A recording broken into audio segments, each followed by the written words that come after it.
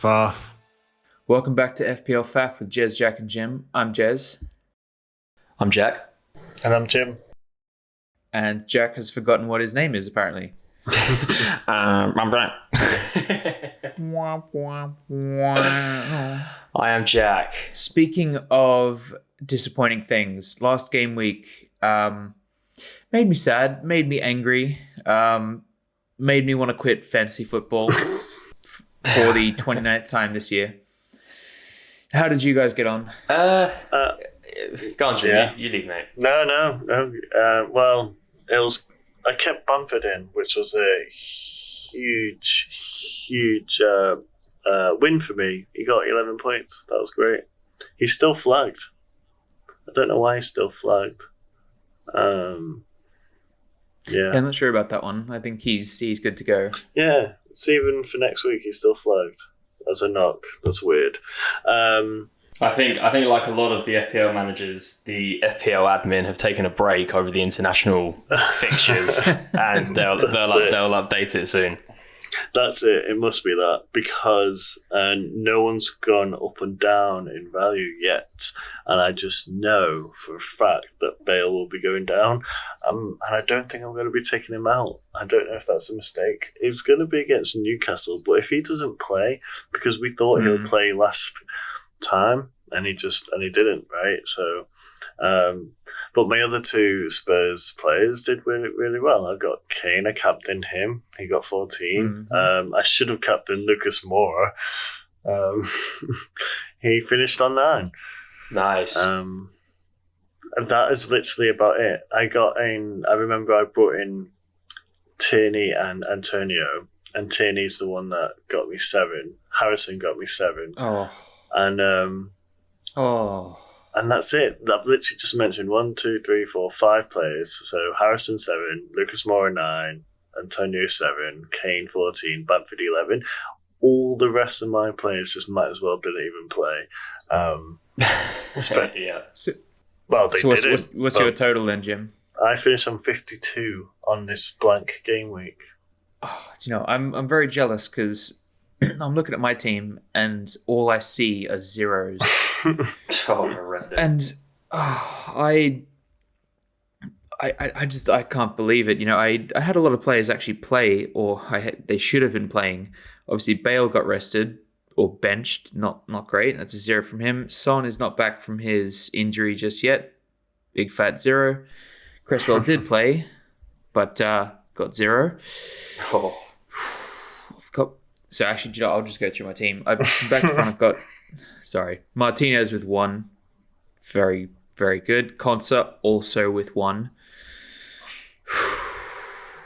Dallas with 2. This epitomises your whole FPL season. It does. So Dallas with 2. Aino with 1. Bruno with 0. Son with 0. Bale with 0. Lingard with 12 and my vice captain. Very nice. I'm really mad at myself that I did not captain him. Ollie Watkins with 2 and Harry Kane with 7, which turns into 14, giving me a big fat total of 33. Ooh. Wow. If Still it wasn't above for Lings, average, you though. would have been ruined. Yeah, absolutely. But I am dropping places, losing ground in our FPL leagues, so I really need to do some bits next week. Jack, how'd you get on? I didn't do too bad. Not as good as Jim. I finished on 50 for the week, which I was fairly happy with. I tried to do my best to set myself up for the blank game week. So I had what I thought was going to be 10 starting players. That ended up being 9 with a certain Gareth Bale sitting firmly on the bench for Spurs' game. But no, it wasn't too bad. I had Areola in goal with 1. Defence was poor, actually. Areola 1, Reguilon, who I bought in, with 1. Konsa, who I already had, with 1. Dallas with 2. The nice addition was Veltman with 10. That was... oh yeah, you're right. Shit defense, yeah. Yeah, exactly. That was fortunate. And I like how forward he's playing. You know, I remember Tarek Lamptey before his injury was that assist player for Brighton on the right-hand side. Looks like Veltman's doing a half-decent job of replicating that. And then in the midfield, I also brought in Bale, who didn't play. Rafinha I had in my team with 8, which was a nice touch. Harry Kane, who I also captained, so 7 turns into 14. And big Patricio Bamford, who I think should have been in the England squad. I was gutted for him that he wasn't. I also had Ollie Watkins, who got me 2, who I think I've got serious doubts over. He's just not a player that I want from game week 31 onwards. Yeah, no, totally. I guess the only thing to consider is they've still got a game in hand, so it's likely they will end up on a double. Well, they are going to end up on a double at some point. That's true. Probably soon. I was looking at the dates of their fixtures. They do have... There basically only looks like there's going to be one time slot where it makes sense to slot it in, which is, I think, between game weeks 32 and 33, if memory serves. 31 and 32. Nestled in between Liverpool and Manchester City. Not great. Yeah, and it's Everton as well, right? Everton's the game. I mean, yeah, their run of fixtures, Villa, they got Fulham next, followed by, as you say, Jez, Liverpool, City. Then they got a nice break with West Brom, but they've got to play Everton twice here. I don't back them at all. And then the end of the season, my God, they got United, Palace, Tottenham, Chelsea. It's horrific. I want to get rid of all of my Villa players, so I'm going to set myself up so that game week 33, I've got a full 11 playing. After that, Konsa's definitely going to leave. Watkins is going to leave. I'm probably going to keep Martinez just because. But yeah, there's going to be a mass exodus. I mean, I'm probably going to keep Martinez in target for the foreseeable future. I mean, they're against Fulham next, so I'm keeping it really short. Yeah. I'm keeping it short. I'm not playing long game at all. I'm looking at my team for next week, and I have to have a really strong bench, and I really hate it. At the moment, I've got Pope, Diaz, Harrison, and Tierney on the bench. Wow. Jesus Christ. Wow, that's a mental bench. That is mental. I think you're right, though, to have as great as Tierney's been recently. I do think Liverpool, I can see Liverpool scoring against Arsenal, and then you're solely relying on attacking returns. But maybe for future weeks, I think we'll be talking about not necessarily just Tierney, but Arsenal as a team and their fixtures are looking pretty interesting. They are. So, do you reckon this is smart? I've got Rudiger, Targis, and Dallas as a 3 defence. Yes, I think that's smart. Yeah, I agree. They're against West Brom, Chelsea, and then Villa against Fulham, and Leeds against Sheffield. So, I've done something very similar. I'm going to be going Konsa, Cresswell, and Dallas across the back, and I've got John Stones sitting on the bench currently. So, yeah. It's mad that we've just benched. For in the midfield, I've got Fernandes against Brighton. I've got Bale at the moment. I'm still undecided to get him out or not. Gundogan and Lucas Moura. Honestly, you guys made fun of me with Lucas Moura. Every week I've had him in, he's returned for me. I was wrong there. He's been looking very busy for Spurs, and he's a really interesting price point. You did very well to get him in when you did, Jim. He might actually be, particularly for their double, he might be one to hang on for a few more weeks, particularly when Son's still not certain of coming back. I think I'll be doing that swap with Bale to Son. And then I've got Bamford, Kane, and Antonio up front. So I think I'm captaining Kane, maybe Bruno. That's about it. Nice. I think Kane against Newcastle is going to be the most popular captaincy choice of the week. I don't think that's in any question. Bruno, if you want a nice differential, could be a good shout. But for me this week, the armband is going to be slapped on Harry Boy. I think it's dangerous if you have Kane. I just think you look at it in the plain light of day, and it's an obvious choice, right? You're Kane away at Newcastle with a team who are destined for going down, in my opinion. I think they will. I think they'll finish 18th, which is really sad as a football fan to see Newcastle in that situation again. But it's one of those as well. You don't want to risk not. I mean, if you're fortunate saying that, if you want to protect your lead, and the three of us are doing pretty well in our mini league, but if you don't have Harry Kane captain, you're really banking on, say, a dare I say it, a Bale or a Fernandes or even a Bamford against Sheffield United. That becomes quite interesting too. Yeah. Definitely. In fact, I don't know. He got me 11 points. Bamford did. Thing is with Bamford, he should have been my armband. Thing is, when he turns up, okay, 11 points is not bad, but when Harry Kane turns up, it's usually like 15 to 20. I remember that game against Palace, right? 2 goals, 2 assists, 3 bonus. Just comes away with 19 points. I mean, that's the kind of thing that he can do in a heartbeat. He's looked good for England in the 2 games that he's played. He's for me, he's the essential player for the rest of the season. Absolutely. I mean, the prices have indicated that. I mean, over the last few weeks, he's gone up like 0.5 or 0.6 even. Yeah. Just because everybody's suddenly clicked into gear and they've realized, I am crazy if I don't have this man in my team. Funny you should say value. My team value right now is 106.6. Oh my god! Wow. See, I've stopped caring about value because we're on the home stretch, really. Yeah. And I'm just like, okay, I'm just going to get in the form players, and that's that. If I have to prepare for blanks, then that's fine. Mm-hmm. I don't care if I lose the investments that I made at the start of the season. Yeah, this does not matter to me anymore. Yeah, I think you're right. This is not the time to be focusing on value anymore. With as much. You're right. With 9 games to go. But who's making transfers this week? I haven't made a transfer just yet. I'm sort of holding off until all the internationals are done. I want to make sure that all of my players are healthy before I make any decisions. But I think what I am going to do is get rid of Aina for maybe Luke Shaw. Yeah, nice. or potentially even Cesar Azpilicueta. Yeah, I'm looking at Chelsea's run of fixtures. I think they've got West Brom this week, and that's very nice. Yeah, that is very nice. West Brom followed by Palace, followed by Brighton. Thank you very much. Yeah, you take it.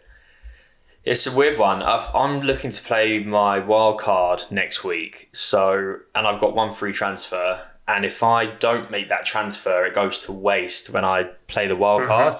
But make one. Yeah. So I'm thinking of making one, but I'm looking at the fixtures for the players I have, and I'll be honest, I don't know who I'd take out. I'll run through my team very quickly. I've got Pope against Southampton, a back 3 of Reguilon against Newcastle, Concert against Fulham, Dallas against Sheffield United, and then a midfield of Bruno, Bale, Rafinha, Salah, and Gundogan, and Kane and Bamford up top, which leaves me with a bench of John Stones, Watkins, and Veltman, who I just wouldn't play in any case.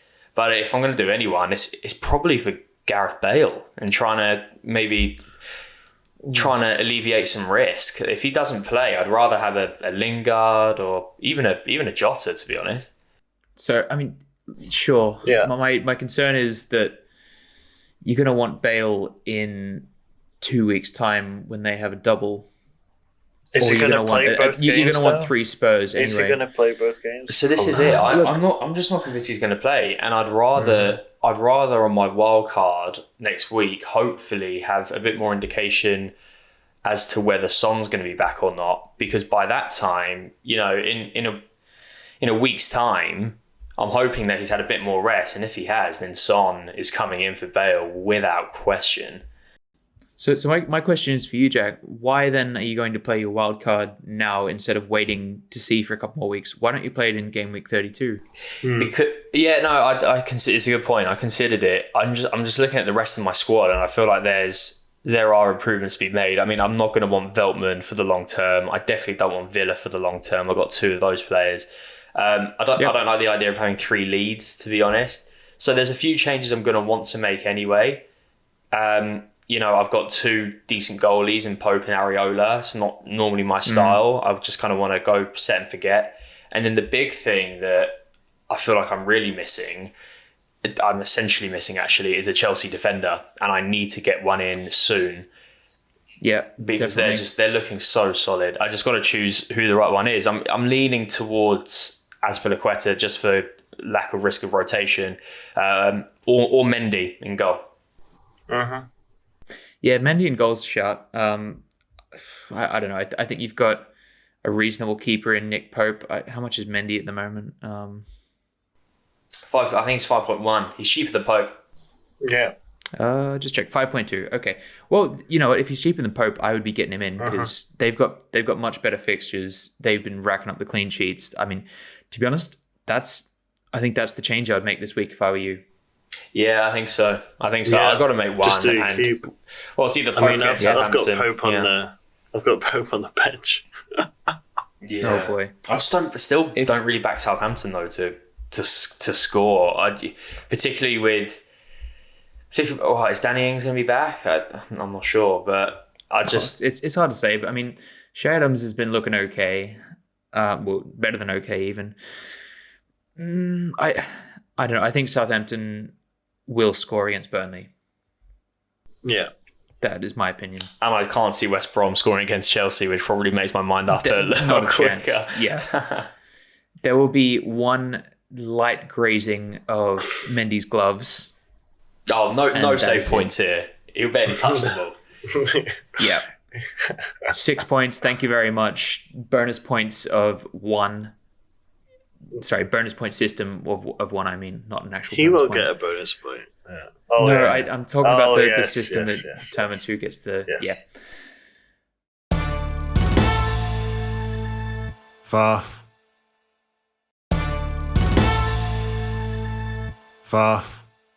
Jack, would you like to take us through the transfers in and out ahead of this game week? Yes, I will. So, as always, we'll start off with our top 10 transfers out. And as always, there's some big hitters on this list. It's going to be Bale, isn't it? Number 1.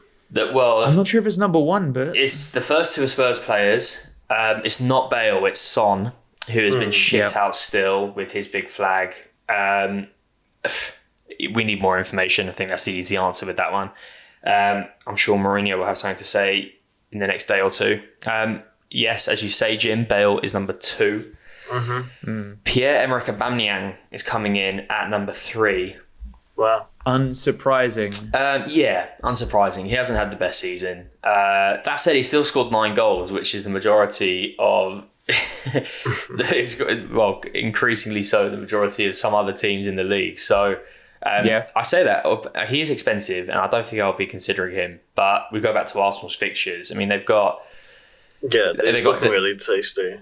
They've got Liverpool next, but then you've got Sheffield United, Fulham, and then Newcastle and West Brom in the next 5. So that's very interesting for any Arsenal fans. Ollie Watkins is number 4. Not surprising for me. He's not scoring enough goals for Villa. Patrick Bamford is still being shipped out. I don't understand it. He's got a goal and assist in his last game, and he's got Sheffield United next. I mean, if mental. That makes no sense to me whatsoever. If you're one of those people, you have given up your right to play fantasy football. It's literally just the flag, isn't it? Yeah. Well, everyone got him out for the flag, and then he goes and gets 11 points. I mean, he's had a great season. I can't say anything else. So he's number 5. Number 6 is Lewis Dunk. I think people were jumping on him for the Newcastle game. He got the clean sheet, and then they quickly remembered the next 3 fixtures, which are United, Everton, and Chelsea. Now is not the time to have Brighton defenders anymore. Absolutely not. No way. That window has closed. Yeah. Saka is number 7. Who does have a knock. Yep. That's a bit more understandable. He was out of England duty. You got Gundogan coming in at number 8. And then you got the 2 West Ham boys in 9 and 10, Souček and Antonio. Okay. I mean, a little confused with Antonio. I'm confused with Antonio. I understand Souček, but again, did he not do bits in the last game week? No. He scored, but he also scored an own goal, which was unfortunate. Oh yeah. Right. So yeah, he was busy, but at both ends of the pitch, which isn't ideal. I just think longer term, you got Lingard, who I'll start top 10 shortly. He is number 1, but with Souček, I think he's naturally dropped back into a more defensive position that he's known for, and Lingard is just. But did he get a hat trick for his international team? Yeah, but the thing is, internationals mean very little to the Premier League, because you go and play for your team against, well, in some cases, real opponents. Like, no offense to San Marino, I'm sure that English fans are going to hate me for this, but like, come on, let's be real. No, we all get it. We get it. I think San Marino shouldn't be a country because there's only like 3 people in there. Yeah, they've got a bare 11 just based on how many people are in that country. It's fine. I think their captain is he's an electrician by trade, and he just naturally starts rolling. He's the centre back, and then he starts rolling up next to Mason Mount and Harry Kane. I thought the thing was quite. Oh, Harry Kane didn't play, but thought it was quite funny. Jeez. Tottenham transfers in, yeah. So you got Lingard, number 1, who's looking great, to be honest. If I had him, I'd hold. He's looking very good for West Ham. Bruno Fernandes is number 2. A lot of people getting back on him. Mason Mount is number 3, who I love him as a player. FPL, I'm less convinced, but I do think he's. He just doesn't always start. That's the thing. No, but he's also like not the main man. He's not going to score all the goals. Yeah, he puts in some nice balls, but I don't think he's an FPL king. I've just given up on Chelsea attackers this season. I think Kai Havertz. I think we talked about him on a couple of pods ago. I think he'll come good in the next few weeks. I think he's looking pretty decent for Chelsea at the minute. But Werner, Ziyech, Tammy Abraham, Giroud could score 2 goals at any minute, but you never know when he's going to play. Like, it's just too risky. Mm-hmm. Kevin De Bruyne is number 4, who I regret not having him. I think he's such a good player. That's what I'm going to do. I'm going to take Bale out and bring De Bruyne in. Yeah, but I mean, don't forget that City are blank in game week 33. I might make a bold move with City players. I haven't quite decided on it yet, but I feel like the only City player I want for the run-in is De Bruyne, and he takes up a massive chunk of the budget. They've still got the League Cup, Champions League, and the FA Cup to play. They want to win them all, and the league, as we all know, is going to be wrapped up. So I anticipate that players like De Bruyne, certainly Gundogan, maybe even Diaz and Stones, to be honest, there'll be rotation threats because the league is the league is done. Like they'll still play, but they'll play in all the games that aren't associated with FPL, I would imagine. And they have the blank in game week 33. So I think City are risky for me. I'm not sure. I mean, they're not really risky, are they? They're entirely risky. Yeah. Jim, they've won the Prem and they're already a rotation heavy side because their squad is so strong. They're challenging for other things. They don't care about the Prem anymore. They'll stick out. They'll put Zinchenko at centre forward for all they care, and they'll probably still win. I'm really questioning. So I'm doing it right now, and I've got De Bruyne in for Bale, because I had a lot in my bank, and he looks good there. James, I don't do that. Double game week coming up. See how this game week goes before making that transfer. Yeah, no, James, make the change, James. Hit transfer. I mean, I'll have 3 weeks. I'll have 3 weeks of De Bruyne, and then I can bench him or get him out. That's stupidity. Why? I've got 3 weeks of it against Leicester, Leeds, and Aston Villa. The Leeds game. The Leeds game. Oh. Yeah, look. Against Leeds, salivating at what that could look like. I know. Look, away to Leicester, I don't expect he might turn up because he could turn up at any moment, but it's a hard game against Leeds. Fine, exactly. If you still got a triple captain, do it. And then I can bench him for the game week 33, and then they're against Palace, and then they have Chelsea, Newcastle, Brighton, Everton. But also, think about it. Is he going to play all of those games? Yeah. But think about what we just said. The league is wrapped up. If you're Pep and you're playing against someone like Leeds, but then you're prepping for Champions League, League Cup, FA Cup, are you going to be like, look, I'm going to play my main man against a team which we should smash? Like, I think he'll give Foden a run out in midfield. I hear you. But is he more of a sure bet than Bale? Yes, he is. He Sure, is. but The thing about De Bruyne is and you still have your triple captain, Jim. Good one. Oh, do you not? Funny. Oh, I genuinely thought you did. I genuinely thought you did. I thought You prick. no. If I still had my triple captain chip and I had De Bruyne, I'd be slamming it on that Leeds game, no question. Yeah. That is the kind of game that could end up 7-0 because just of the way that Leeds play. Like, they're so open, and I can't see them scoring against. I can't see Patrick Bamford scoring. they definitely will score. It will be something like score. 8-1. No, I reckon it'll be more like 6-3.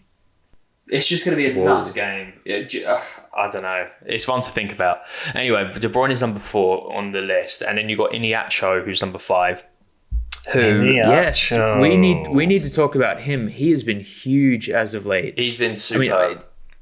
Thing is, I worry what his role is going to look like when Barnes and Maddison return, but they're still a little ways off. And you know what? Maybe Brendan Rodgers is going to figure out a different formation to fit him in, because a man like that in form, he would not be touching my bench if I was him. Yeah, I agree with you. I feel like he's scored 5 goals in 3 games. I think he's done enough. I think he's done enough to show that he's worthy of a shout. But it is interesting because you've got to fit in Harvey Barnes and Maddison somewhere. And what you could be left with is if you have both of them playing along with Vardy and Iniacho, then you need some really strong CDMs in there. You got Ndidi and someone else. Good. Ndidi and Tielemans, I think, would do the job. I think so. So yeah, Iniacho's number 5, and then you got Jota number 6, who's obviously looking great, doing really well in the international break as well. Harry Kane is number 7. Unsurprisingly, Luke Shaw is number 8, who continues to keep playing incredibly well. Great season he's having. Azpilicueta is number 9, and Gundogan is number 10. Gundogan's on both lists. All right. He wasn't on the out list. No, he was. He was on the out list. Was he? Yeah. He was like number 7, wasn't he? He was number 8 on the out list and number 10 on the in. So his value is, if I had to take a guess, it will be staying exactly the same. Yeah. Thing is, good. I feel like the ship has sailed for Gundogan. If you have him, not a bad decision to hold on. If you don't have him, I don't think now's the time to get him. True. That's my personal opinion. I think in a couple of weeks, it's gonna be a toss up between him and Stones, who leave for me. It's probably gonna be Stones just because he's been rotated more often than Gundogan recently. But as I said, I think it's time for a bit of a City exodus. Faff.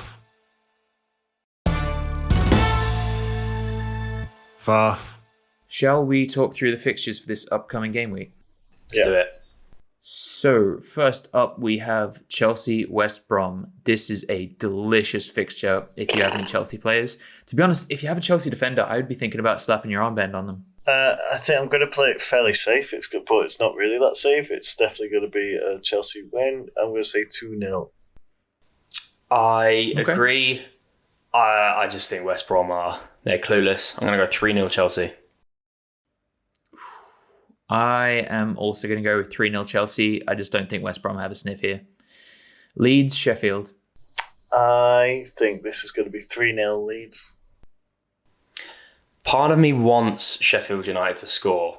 No. But I can't see it. I can't see it happening. I'm going to go 2-0 Leeds. Do you know what? Just because it's going to ruin my week, and I know that that's the most likely situation. Get out. I'm going to go 3-1 Leeds. Get out. Could this be the week that Brewster gets his goals? Yes. Yes, it will. Hang on. Leeds tie. We need to put a bet on this to be like, where is he even going to get his goal this season? To be honest, I'm not even sure he's going to play the rest of the games this season. I think they're done with him. He's had his chance. Brutal. He'll come back next year. He'll score 6 in the championship, and fine. He was good in the championship, to his credit. I think he needs another season. He was, but there. I think this Sheffield side are even going to struggle in the championship, to be honest. I'll tell you what they need. They need they need Jack O'Connell back, and they need to really stop conceding goals as best they can. I think they'll score in the Championship because that's, particularly for someone like David McGoldrick, that's kind of the league that he belongs in. But if they don't bounce back I immediately after one season, I do worry about them as a club and how they're going to be attracting not just players, but a good manager. Getting rid of Wilder was mental. Yeah, look, I understand that they're going down, but I think getting rid of him is a mistake. Absolutely. Anyway, there you have it. Leicester, Manchester City. This will be tight. Will be 2-1 to City. I agree. I'm thinking about this one. I reckon this could be a draw. I reckon Iheanacho is going to do some bits. It's not a draw. Against his old club. Yep. 2-2 all square. Arsenal, Liverpool. I'm looking forward to this game. I also think this. I don't know if I should be because I feel like Arsenal might win. But, no, I think Arsenal will win. I think it's going to be. I've got 2-1 in my head for Arsenal. Yeah. As have I. 2-1 Arsenal. Okay. So this is one of the more important games, I think, of the season. Both teams are not where they need to be in the table. Basically, Liverpool need to win this if they have any dreams of Europe. Okay. It's not where they want to be, but if you talk about needs, Everton are sitting in 8th place. Shut up. The table doesn't lie. I think that's important to remember. Arsenal after the abysmal start they had, we're only 4 points behind Liverpool, with exactly the same number of games played, which is nuts when you think about it. Yeah, I mean, well, look, Liverpool went 7 games in a row without getting any points, so it sort of makes sense. Do you know what? I think Liverpool's going to win this game. Diogo Jota back into form. The players have had a nice rest. I think that's what they need. I don't think there was even a single Liverpool player picked in the England squad. Yeah, Liverpool 2-1. Southampton, Burnley. Ooh, this will be a turnip. I'm going to say 1-0 Southampton. Yeah, this is the turnip of the game week. I am. Oh God, I'm trying to think of interesting players from each of these two teams, and you can't think of them because they don't exist. I'm struggling. I feel like there are interesting players. It's just like this tie is not a particularly good one. I think it's one of those. Burnley have a better defence. Southampton are marginally better going forward, I'd say. And that's gonna. They're more than marginally better. Southampton have a reasonable attack. I'm not, mate. I'm really not convinced. I feel like they rely too much on James Ward-Prowse free kicks, and that's not sustainable. I'm gonna go 1-1. Do you know what?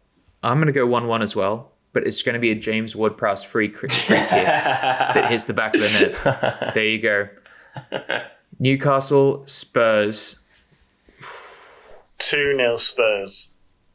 This could be very unfortunate for Newcastle. No, I don't think it will be as unfortunate as we think it'll be.